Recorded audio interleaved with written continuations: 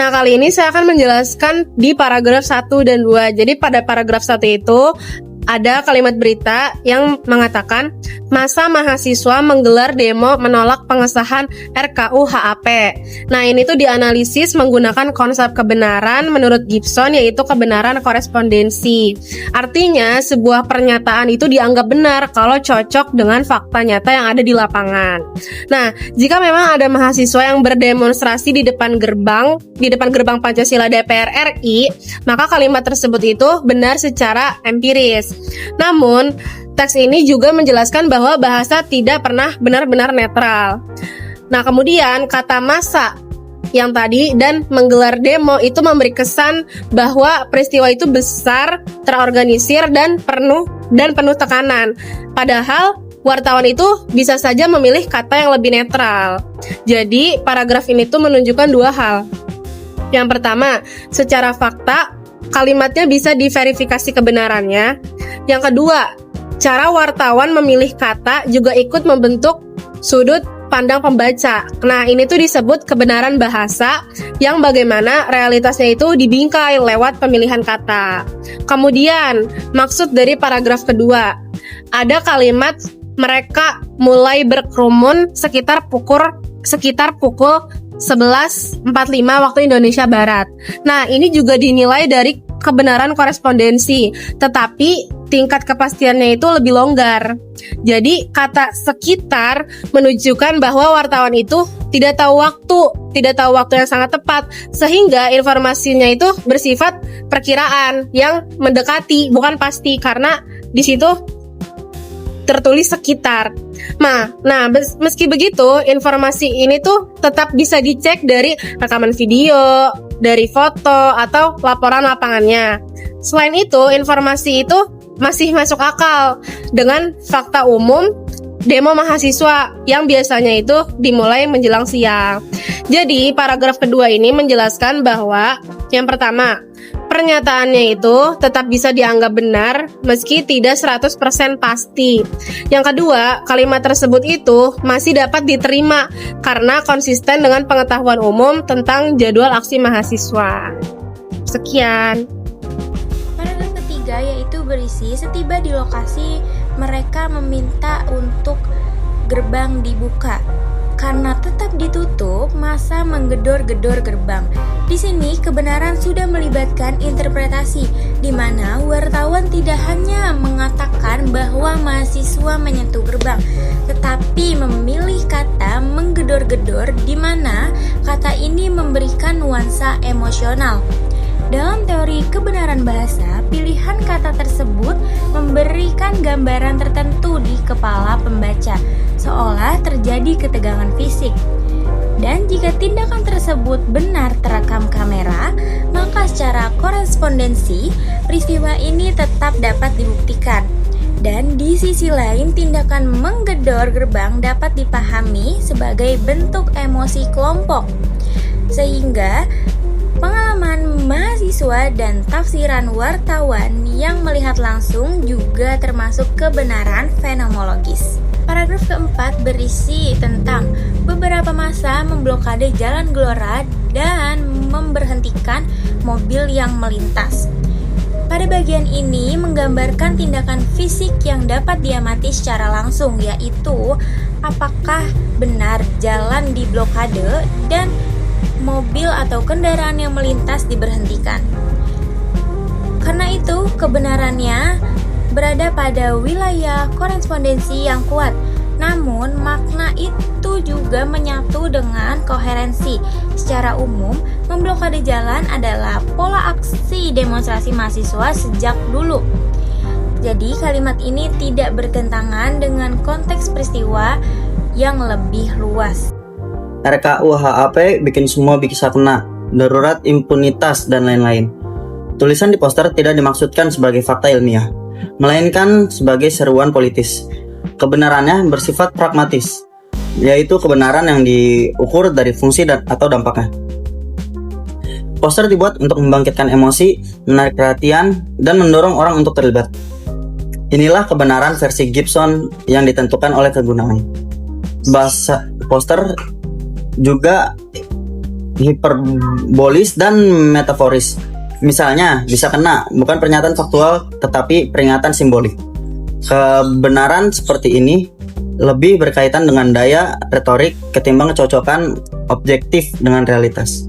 Selanjutnya, saya akan menjelaskan pernyataan dari BEM UI sendiri yang tertulis bahwa RKUHP tidak mementingkan partisipasi publik yang merepresentasikan posisi subjektif kelompok mahasiswa sebagai aktor yang terlibat langsung dalam proses advokasi. Dari perspektif fenomenologi Husserl, klaim ini lahir dari pengalaman kesadaran atau life experience. Para demonstran yang merasakan eksekusi dalam proses legislasi. Dengan demikian, pernyataan tersebut memiliki status kebenaran fenomenologis, yaitu kebenaran yang valid di dalam horizon pengalaman subjek, tapi tidak otomatis berlaku sebagai fakta yang objektif. Dari sisi filsafat bahasa analitik, ungkapan tidak mementingkan itu bersifat evaluatif, bukan deskriptif. Jadi kata tersebut itu memuat muatan normatif yang memproyeksikan penilaian moral mengenai apa yang seharusnya dipernyatakan atau dilakukan oleh pembentuk undang-undang. Dengan demikian, kalimat tersebut bukan sebagai pernyataan yang faktual atau constitutive utterance, tapi sebagai tindak tutur atau speech act yang bersifat persuasif dan juga kontratatif sebagaimana dikemukakan oleh Austin. Selanjutnya, saya akan membahas tentang pernyataan dari LBH Jakarta yang dimana menyatakan undang-undang ini penuh nuansa otoritarisme yang memiliki karakter epistemik yang berbeda. Namun secara konseptual, otoritarisme itu adalah kategori politis yang tidak dapat diverifikasi melalui data tunggal dan membuat klaim tersebut tidak bekerja dalam kerangka kebenaran korespondensi. Sebaliknya, kata itu beroperasi dalam ranah koheresi, seperti apakah pasal-pasal RKUHP konsisten dengan pola institusional yang menguatkan kekuasaan negara dan mempersempit ruang kebebasan warga. Jika terdapat kecocokan antara RKUHP dan juga praktik negara yang mengekang, maka klaim LBH itu mendapatkan legitimasi koheresinya. Namun, dalam perspektif hermeneutika kritis dari Habermas menyatakan bahwa pernyataan tersebut dapat dibaca sebagai upaya membongkar relasi kekuasaan yang terkandung dalam produk hukum.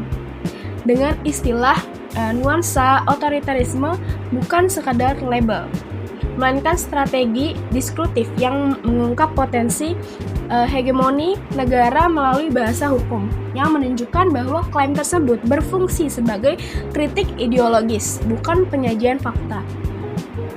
Namun secara pragmatis, sebagaimana dikemukakan oleh William James and Dewey, manfaat dan efek sosial dari pernyataan itu lebih penting daripada verifikasinya, dan juga memperluas debat demokratis juga.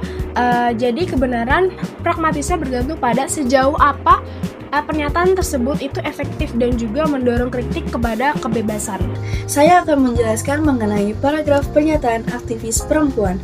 Tidak ada suara perempuan dalam penyusunan RKUHP. Pernyataan ini kembali memunculkan kebenaran fenomenologis. Aktivis perempuan merasa tidak dilibatkan dalam penyusunan undang-undang. Namun, secara korespondensi, klaim ini harus ditelusuri. Apakah memang benar tidak ada organisasi perempuan yang diundang? Kata tidak ada merupakan bentuk absolut yang mungkin bersifat retorik. Secara bahasa, ungkapan seperti ini memang ditunjukkan untuk menegaskan rasa ketidakadilan, bukan menyampaikan data konkret. Selanjutnya ada dampak sosial dari demo tolak RKUHP. Yang pertama, meningkatkan kesadaran dan partisipasi publik. Aksi mahasiswa bahkan saat hujan menunjukkan keseriusan generasi muda dalam mengawal kebijakan. Ini mendorong masyarakat lain untuk lebih peduli pada isu hukum dan demokrasi. Yang kedua, memperkuat polarisasi dan ketidakpercayaan. Kritik keras terhadap DPR dan proses legislasi dalam memperbesar ketidakpercayaan publik terhadap pemerintah dan lembaga hukum. Yang ketiga, mendorong suara kelompok rentan. Pernyataan bahwa perempuan dan kelompok marginal tidak dilibatkan memicu diskusi tentang representasi, sehingga meningkatkan tekanan agar penyusunan kebijakan lebih inklusif. Yang keempat, memunculkan kekhawatiran atas kebebasan sipil. Narasi bahwa RKUHP bernuansa otoritarisme menimbulkan kekhawatiran bahwa kebebasan warga bisa terancam, sehingga memicu perlawanan sosial. Yang kelima, potensi perubahan kebijakan. Ancaman menggugat ke MK dan tekanan publik dapat membuka kemungkinan revisi ataupun perbaikan kebijakan di masa mendatang. Berita ini memperlihatkan bahwa kebenaran dalam jurnalisme tidak berdiri dalam satu bentuk saja. Ada kebenaran faktual yang bisa diverifikasi melalui gambar dan video. Ada kebenaran koheren yang sesuai dengan pola demonstrasi yang telah dikenal publik. Ada kebenaran yang lahir dari pengalaman mahasiswa, LBH, dan aktivis perempuan. Ada pula kebenaran pragmatis yang muncul dalam poster dan seruan yang bertujuan menggugah emosi. Selain itu, pilihan bahasa wartawan dan narasumber sangat menentukan bagaimana publik memaknai peristiwa. Dengan memakai kerangka Gibson, berita ini bukan hanya kumpulan fakta, tetapi konstruksi yang memadukan realitas, bahasa, tafsir, dan tujuan sosial.